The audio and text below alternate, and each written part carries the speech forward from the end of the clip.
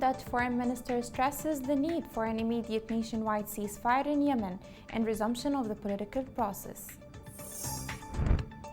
Houthi militia continues their human rights violations against Yemeni women amid local and international condemnation. Houthi rebels renew bombarding populated areas in Hodeidah, causing panic and fear among civilians.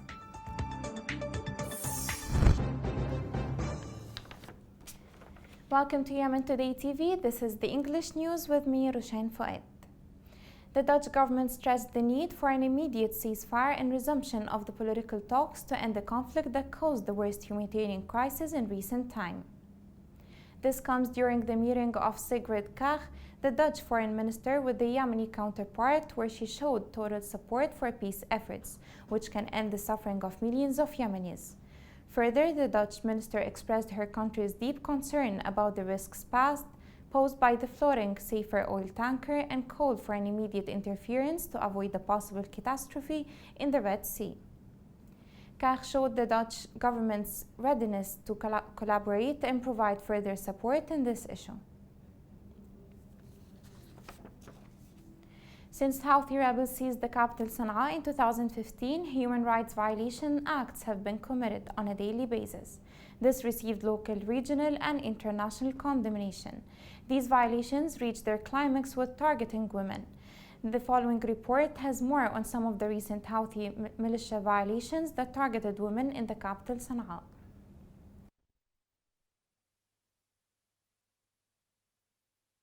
Since the Houthi militia seized the Yemeni capital Sana'a in 2015, they turned the entire country into a collective prison. This primitive group not only killed thousands of innocent civilians, but also the social structure of the Yemeni community.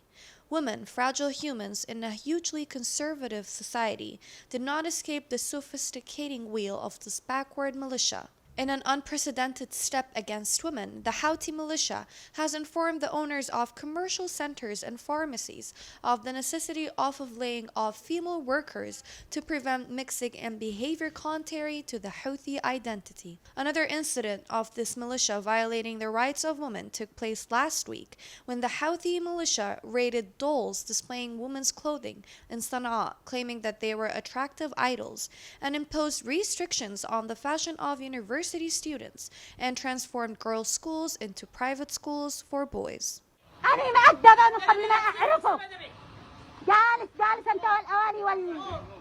The bullying of Houthis against women did not stop with that. Recently, extremist militia elements attacked billboards related to the wedding and beauty sectors, such as wedding halls and women's hairdressing salons, and blackened the faces of the pictures on the banners.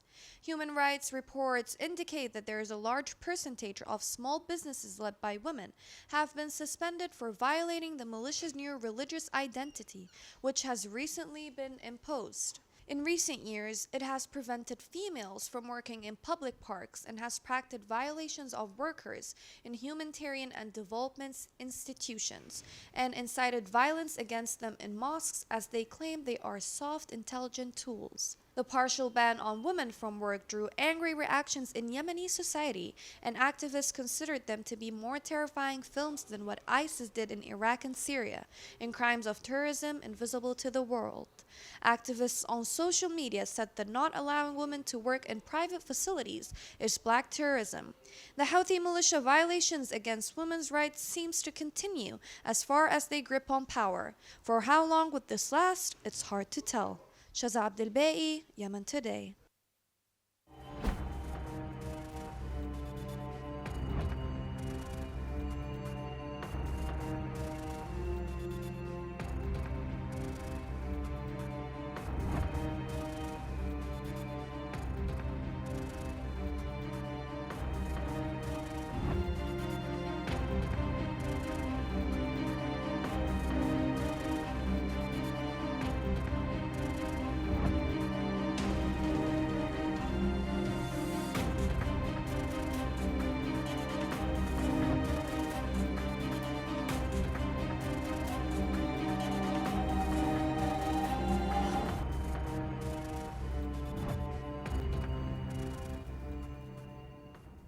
In Ma'rib, the Human Rights Office denounced the international silence regarding the crimes and violations of the Houthi militia against civilians in the city.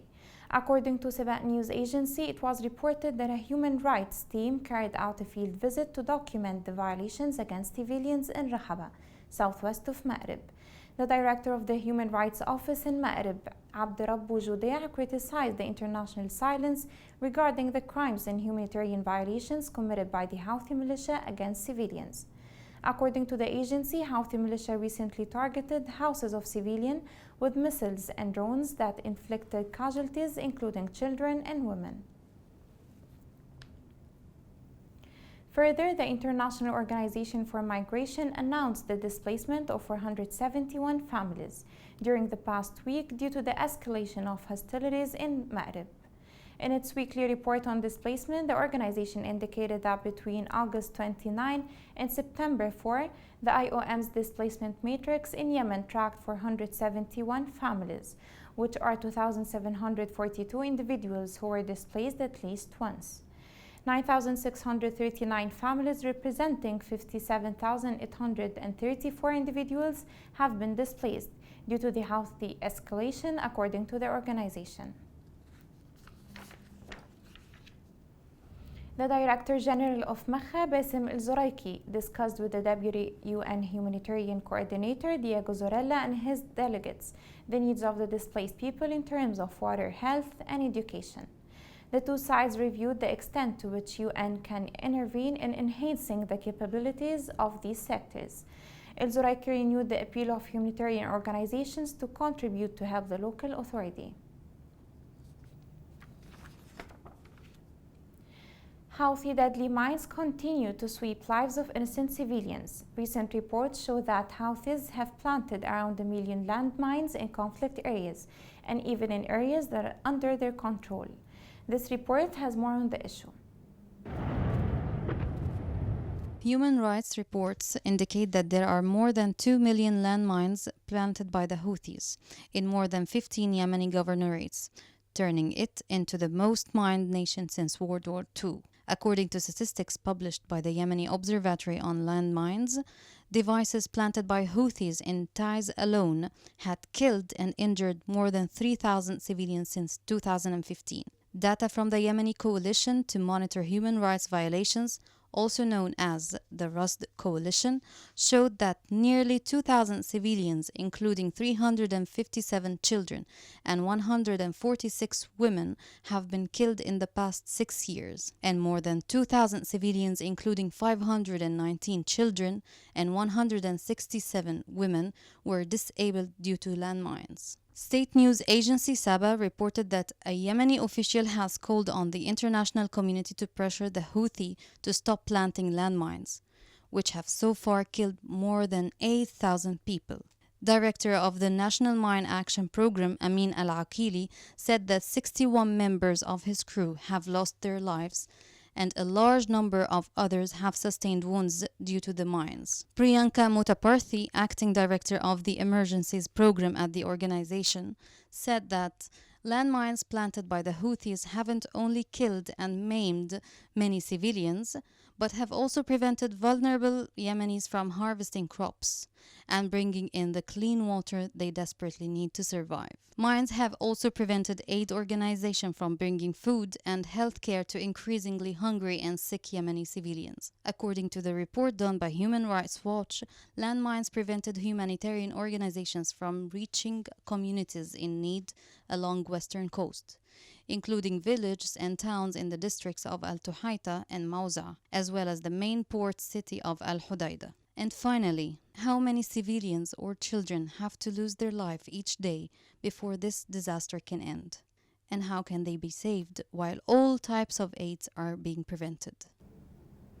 Turning to Hudaydah, joint forces managed to resolve violent clashes against the Houthi militia in Hais.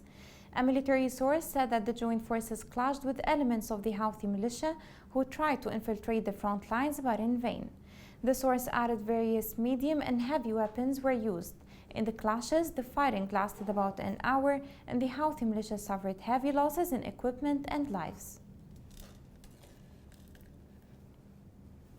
Houthi militia renewed targeting al-Jabaliyya and al-Tuhaita as part of its flagrant violations of the UN truce. Local sources reported that the militia shelled heavily residential villages in the town. The sources added that dozens of shells fell near citizen homes and on farms, while others targeted roads used by residents. Further, the sources indicated that the militia militants opened fire from their medium weapons and snipers towards the populated areas and caused a state of panic among civilians. It is noteworthy that Houthi militia committed thousands of violations as part of its continuous escalation to fail the UN truce and block the peace agreement in Hodeidah. Coming next. Subjecting the Houthi movement to close scrutiny.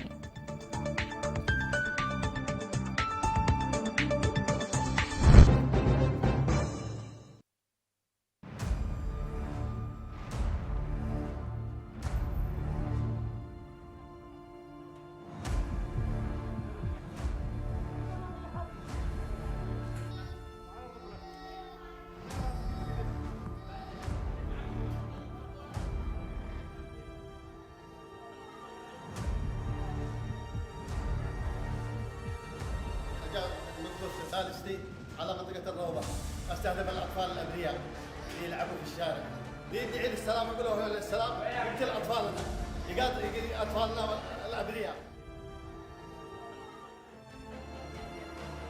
أنا قلت افتجعت ولا قلنا يقع واحد صاروخ ثاني طلعت البيت حقنا عشان ألعب أنا وأصحابي والصاروخ الطرح. Welcome back. The Iran-backed Houthi militia declared their war on Yemenis in the region on the basis of religious background, that they have been given what they call as the divine right to rule the country and perhaps the world.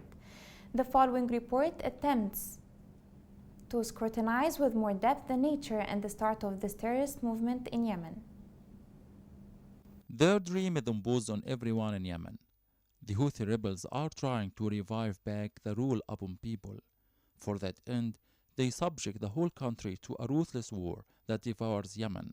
The Houthis have their own way of thinking that is related to ultra-dogmatic beliefs, which center on the claim that they are related to the family of the Prophet Muhammad. From this particular point, all the conflict in Yemen can be summarized. In the early 90s of the past century, the seeds of the group became clear. They formed the movements that was so-called Al-Shabab al-Mu'min, or the believing youth. This group voiced complaints of a claimed marginalization in which Zaidi people in Yemen were living in. Zaidi people are those who claim that their family tree extends back to one of the Prophet's grandson. Their dogmatic thinking can be said to be a Shiite one, but in a simpler form. Their slogans were political. The Yemeni state then was flexible in dealing with them. Their leader Hussein Badruddin al-Houthi was a parliamentarian in 1993. After 2001 attacks in the United States and the American occupation of Afghanistan and Iraq, Al-Shabab al-Mu'min movement began to grow. The movement had new rule, a politicized one. Their opposition to the rule of late President Ali Abdullah Saleh was clear. The political agenda of the Houthis turned into an armed one in 2004, the same year during which their leader Hussein al-Houthi was killed. Abdul Malik al-Houthi, his younger brother, took the helm of the rebellion, and the movement named itself Ansarullah, or the supporters of God. Through 6 years up to 2010, the Houthis engaged in wars with late leader Saleh's government. The chance came to their doorstep when revolutionary protesters marched during the Arab Spring.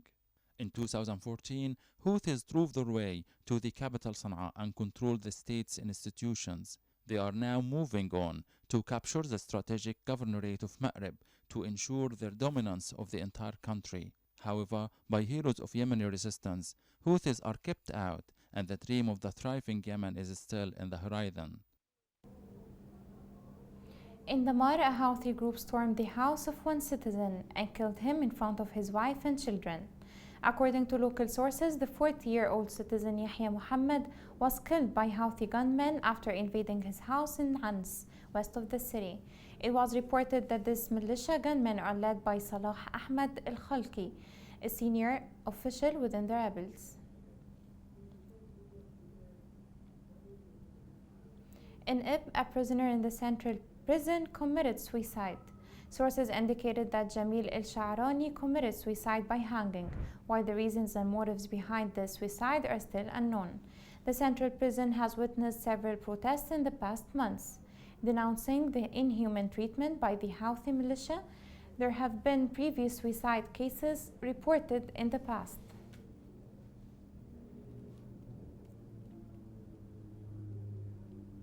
Civil servants of the Ministry of Justice in Aden staged a protest to demand their salaries that were halted for one whole year. This comes in the context of large-scale protests conducted by employees of other public sectors, which demanded the government to pay their salaries on a regular basis. More of the story is within this report. Employees of the Ministry of Justice protest against payroll cuts. It is not the first time, as this protest was preceded by several protests demanding salaries payment. The government ignorance continue, as it is unable to secure payrolls for employees in areas under its control in light with the incredible high prices, especially with the collapse of the national currency. We, the judiciary employees, are suffering. We haven't received our salaries for more than 2.5 years. We demand the release of our payrolls. The public servant wakes up and goes to work daily, despite high prices and lack of salaries. More than 1,400 employees in the judicial corps in the liberated governorate have not received their salaries for about a year, despite being disciplined to their duties and work hours. According to the judicial employees, the Judicial Council has done nothing to give them their rights. The protest of the newly hired employees is the right, as they have been for more than a year without payrolls. We know that Judicial Council has funds to solve issues including employees' payrolls. We call on the President and the Judicial Council to urgently intervene and pay the salaries of our colleagues. A whole year has passed since the deprivation of these employees of their rights, while the facilities in the Judicial Council suffer from the loss of employment due to the interruption of salaries and the inability of the Ministry of Justice to provide payrolls. We demand our rights from the Judicial Council.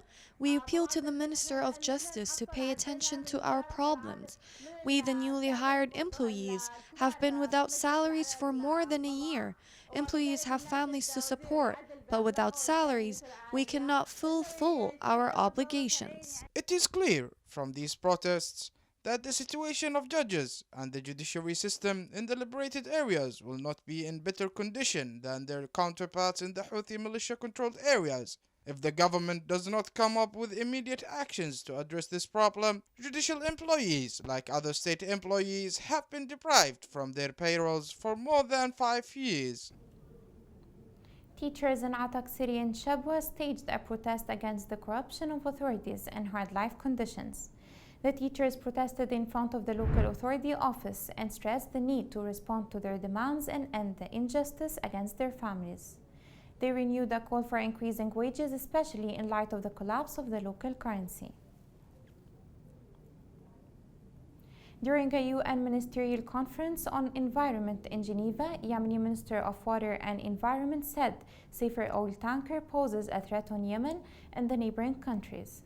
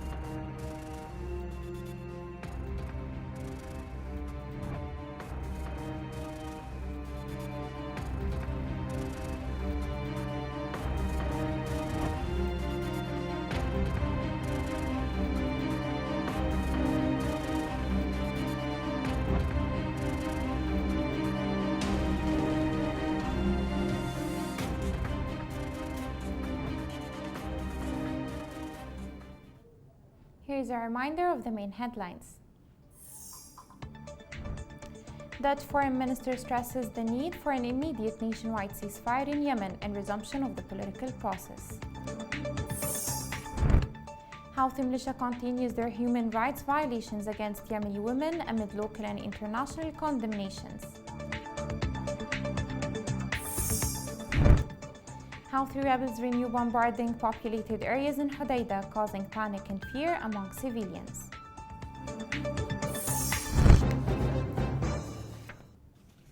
This is the end of the news. It was Rushain Fouad. Thank you for watching.